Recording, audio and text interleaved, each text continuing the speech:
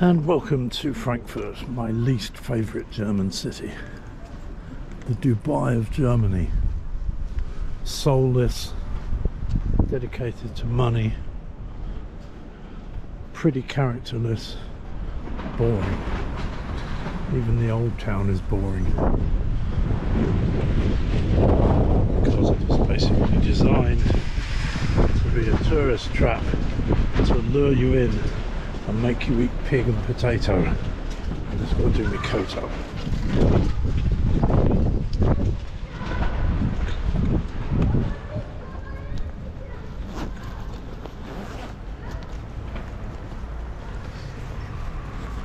I've been to Frankfurt many times.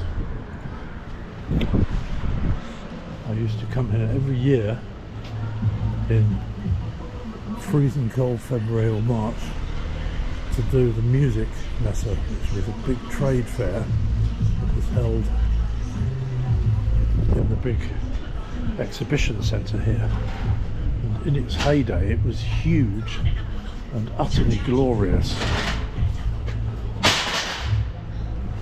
There were 5 massive halls,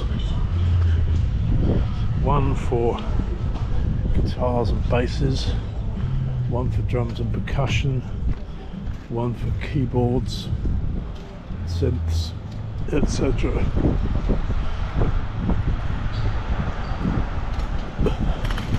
The other 2 were primarily classical orchestral instruments. There's an intriguing meditation to be had on the divide between what I call vernacular music and so-called classical music.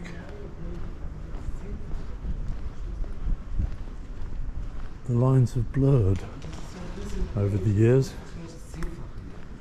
not least because the orchestral guys have realised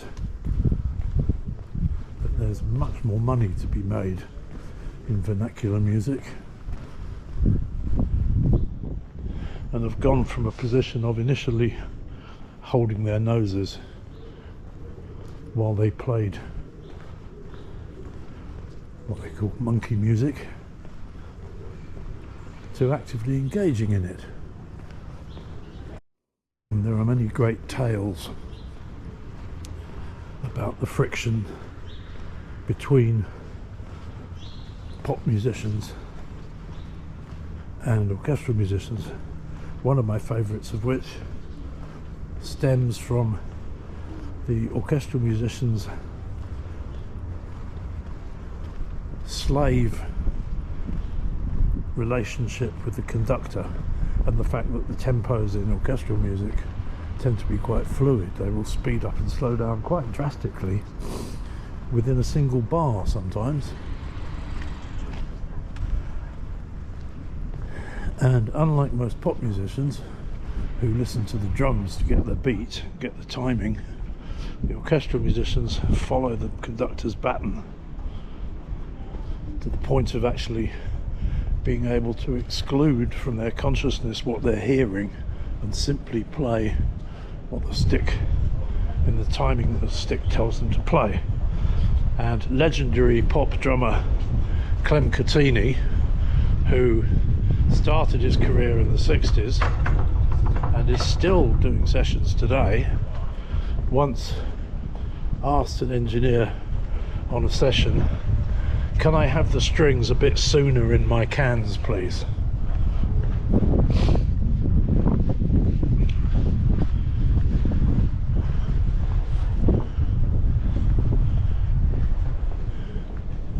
Anyway,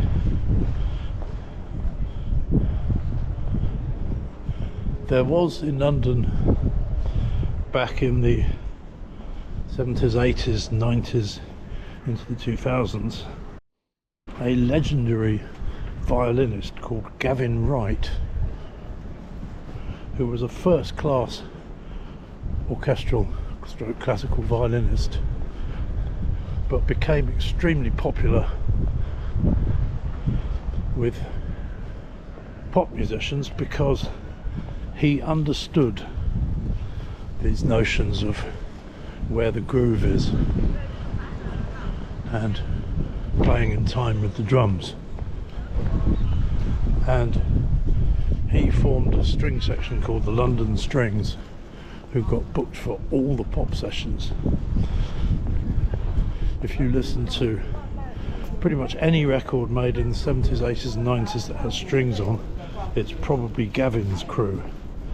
And the string players would do anything to get into Gavyn's regular section, so to be on his A list of people he would automatically book for sessions. Not just because you got the session fee for what you played on the day, but also because if you got your act together and did your paperwork properly, you got paid again every time the record that you played on got played on the radio or the TV or used in a film or whatever. You would get a payment under what's called the PPL scheme, the Public Performance License. You would get paid, not your full session fee, but you'd get a few quid. So if you played on a Phil Collins record that was a hit,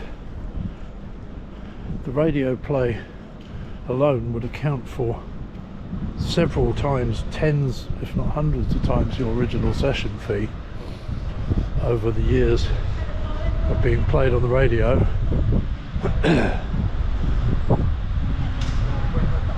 And you could make a lot of money.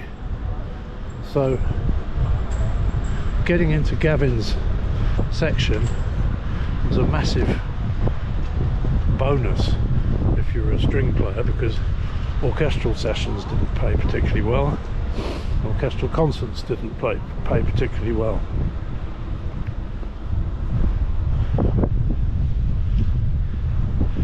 And Gavyn used to yell at his players to listen to the click or listen to the drums, never mind what the conductor's doing. He once, on a session I was on, berated his players, and when the conductor tried to intervene, he said, "Don't you start, otherwise we'll start following you." Gavyn also loved to improvise, and most classical stroke orchestral musicians don't know how to improvise. They can't. They just play what's written in front of them in exactly the way that the conductor tells them. But Gavyn could improvise, and he would give up his lunch break. If you said, "Gav, we need a bit of a solo on this, do you want to try a bit?" He would give up his lunch break, which in the heavily unionised world of the orchestral musician was unheard of, and would stay behind and have a bit of a blow.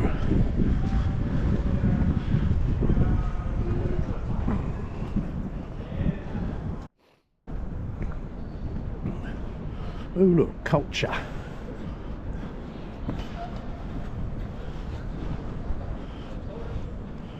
A rare acknowledgement on the behalf of the city of Frankfurt that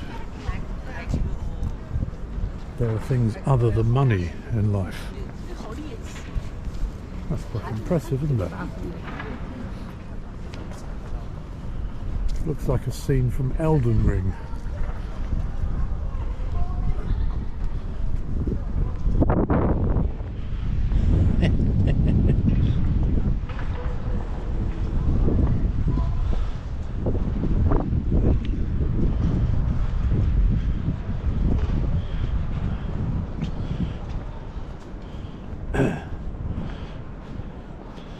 Yeah, so Gavyn's section would do 2 or 3 sessions a day easily.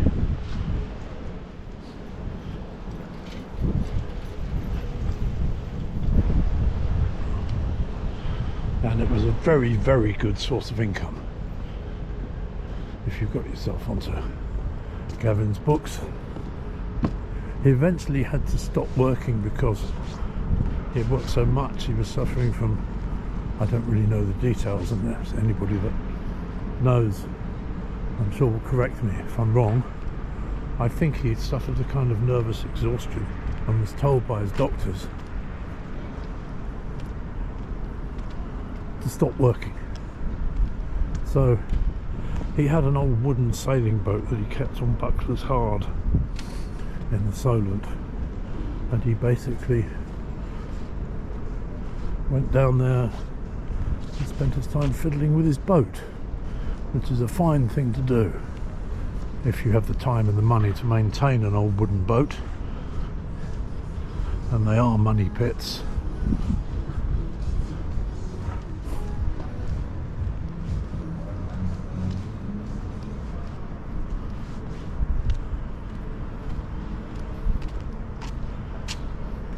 Anyway, wherever you are, Gav, God bless you, mate.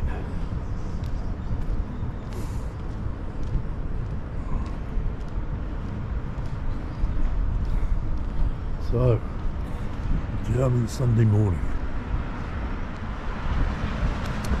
Oh yeah. One of my favourite stories about Gavyn's section.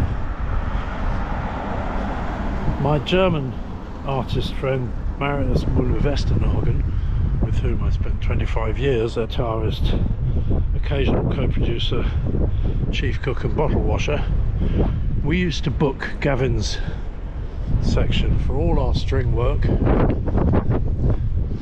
and we were doing a session at Lansdowne, one of the many studios that has now disappeared. And the control room in Lansdowne was upstairs, and there was a big glass window that looked down onto the studio floor. So the engineer had set up the mics. We knew they were working because we could hear the door open and people start coming in, which meant that we could also hear those typical ignorant English comments whenever the Germans are involved, which is, oh, don't mention the war. I did, but I think I got away with it. All this stupid xenophobic outdated stuff that a certain class of English people do whenever anything to do with Germany is involved.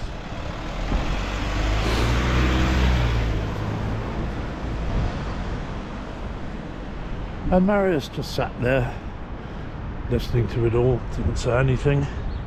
We did the session, finished it. Gavyn shouted up the control room, "Is that alright, Marius? You've got everything you need?" Marius replied by pressing the talkback button and saying, "Yes, for you Britishers, the session is over."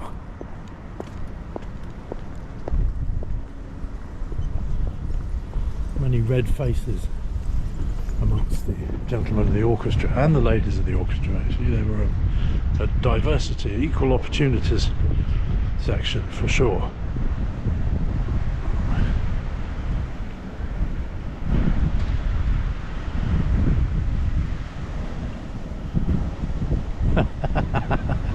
Another great Marius story. So we always used to have quite a lot of brass parts on the records, horn sections, and we'd just tried out a new section which was the legendary Kick Horns, who came in to Metropolis to do some horns on the latest record we were doing. And while we were recording them, Marius said to me, "These guys are really good. Do you think we should take them on tour in the summer?" And I said, yeah, they're good. Because again, this was a group of horn players who understood rock and roll. A lot of the horn sections around at the time were heavy jazzers whose idea of music was blisteringly fast bebop and who regarded rock and roll as monkey music. Yeah, long notes and stabs. How hard can that be? Anyway, the kick horns totally got it, with the result that they were the horn section of choice for Clapton, The Who, all the big bands of the day. So, when they'd finished, they came up into the control room to say goodbye. Marius said to them, "So guys, what are you doing next summer?" And Roddy, the trumpet player from Glasgow, said, "Well, we were thinking of invading Poland, but..."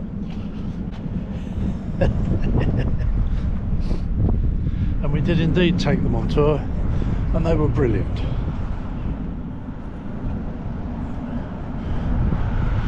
It is one of the stupid, ignorant cliches of the English mindset that Germans have no sense of humour. This is nonsense.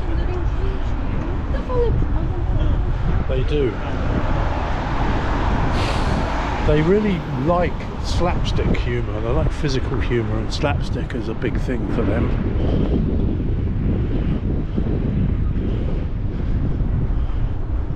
But they also have wordplay, just as we do.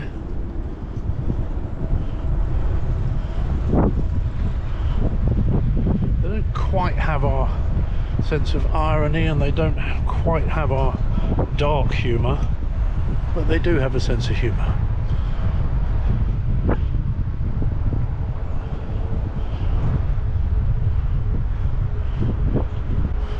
So, there we are, a few studio tales to warm the cockles on this chilly Sunday morning in Frankfurt. I'm going to stop, and though I'm slightly embarrassed to have to do it, I think I may have to look at the map.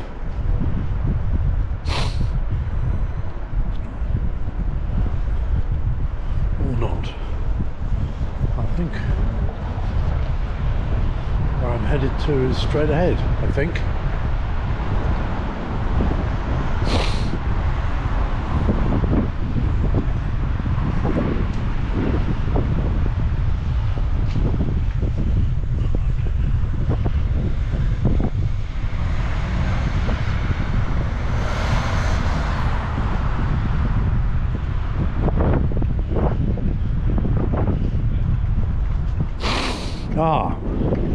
One more story then. Just one more story about the interplay between pop musicians and orchestral musicians. He said hustling before getting run over. Right, I've just got to look at the map and then I'll do it. Okay, I'm hoping the wind noise is not going to render all of this footage unusable, but yes, okay, so a story about a session in CTS studios involving some orchestral people and a rock and roll rhythm section, including the wonderful guitar player and pedal steel guitar player Roger Rettig, a fine guitar player and a gentleman of some considerable girth, shall we say. So, at precisely 1 o'clock the session stops for lunch. As I mentioned before, orchestral players are heavily unionised, and they stop for their tea breaks and their lunch breaks regardless of what's happening in the studio. You can be grooving really in the groove, really rocking away,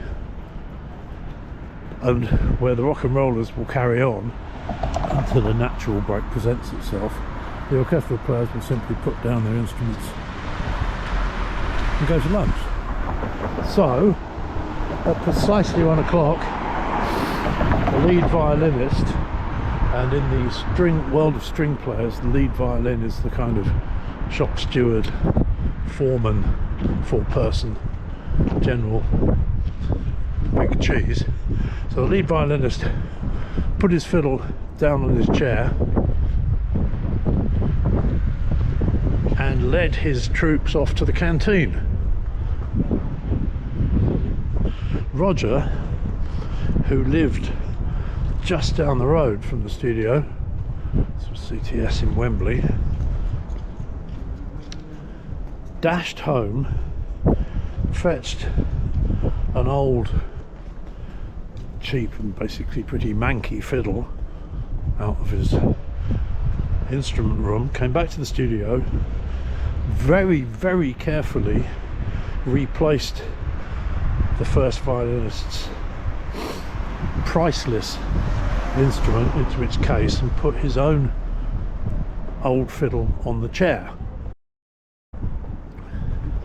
and then arranged it so that when the violinists came back from lunch at precisely 2 o'clock, which was predictable, he was standing by the lead violinist's chair looking at the part, looking at the score. So the violinist approaches him and says, "What are you doing?" Roger said, "Oh," he said, "I'm just looking at the just seeing what you guys play at bar 82 or whatever," and sat down in the chair, smashing this old fiddle into matchwood.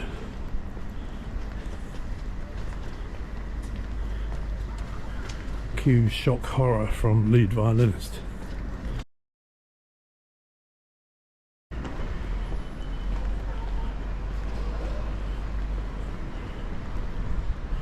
Okay, so we're approaching the Hauptbahnhof, also known as the station.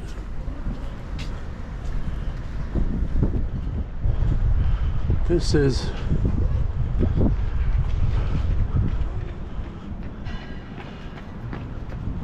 the area that used to be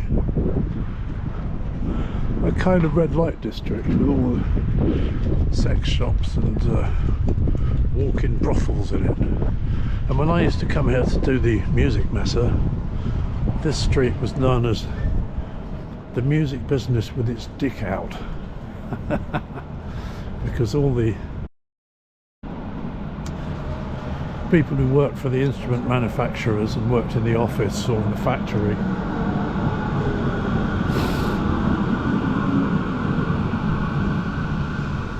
had never seen anything quite like it, and used to get beard up and come and wander these streets.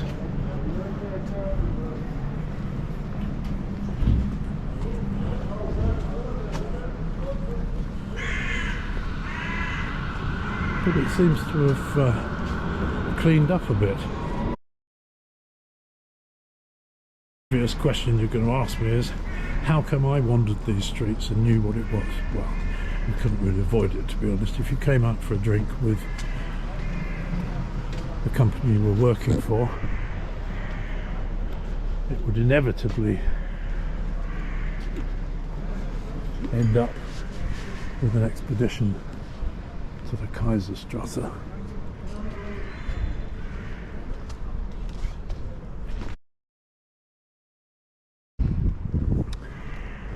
I hasten to say I would make my excuses and leave.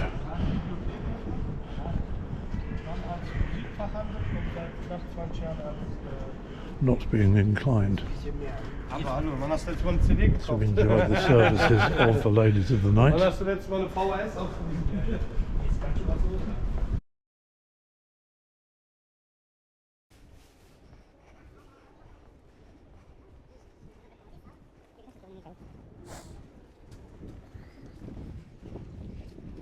Schumacher Islands, Schumacher Lands.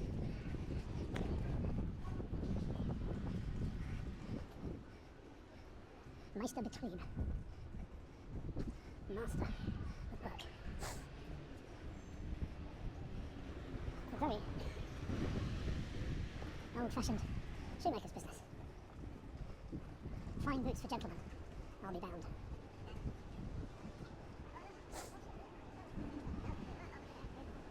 So I'm only really walking to get my steps up and keep up my exercise.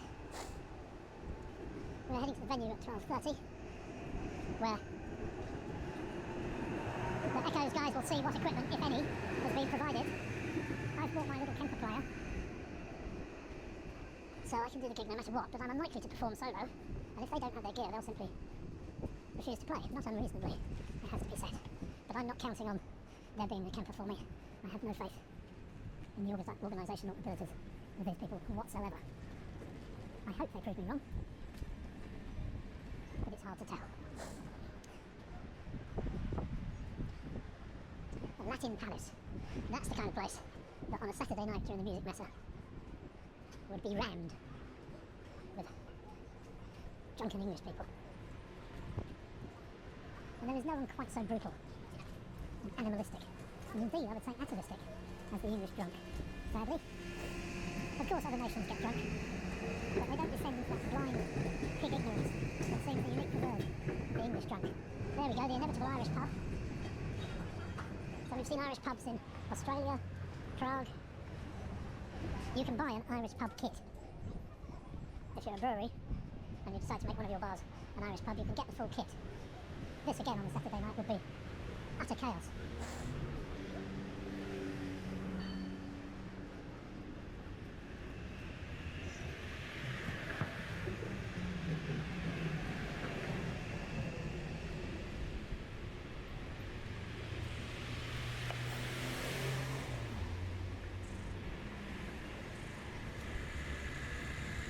Okay, let's flip over to the station.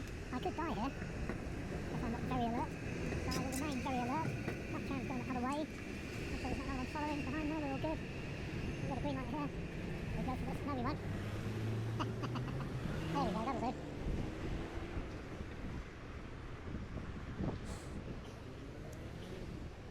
You see what I mean about its absolute lack of character or soul. There are some impressive erections, all of which are financial institutions. I think the Deutsche Bank has its headquarters here. It was always a tradition for me when I arrived in Germany, usually in Hamburg for rehearsals in Paris.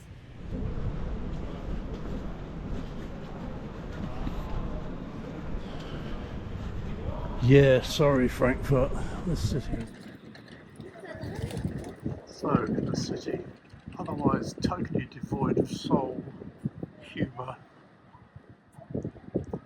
any kind of human qualities. One little tiny bit of creativity has been allowed.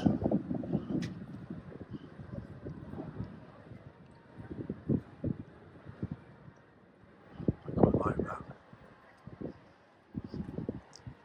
Otherwise, Frankfurt has just confirmed my opinion of you. Sorry, Frankfurters.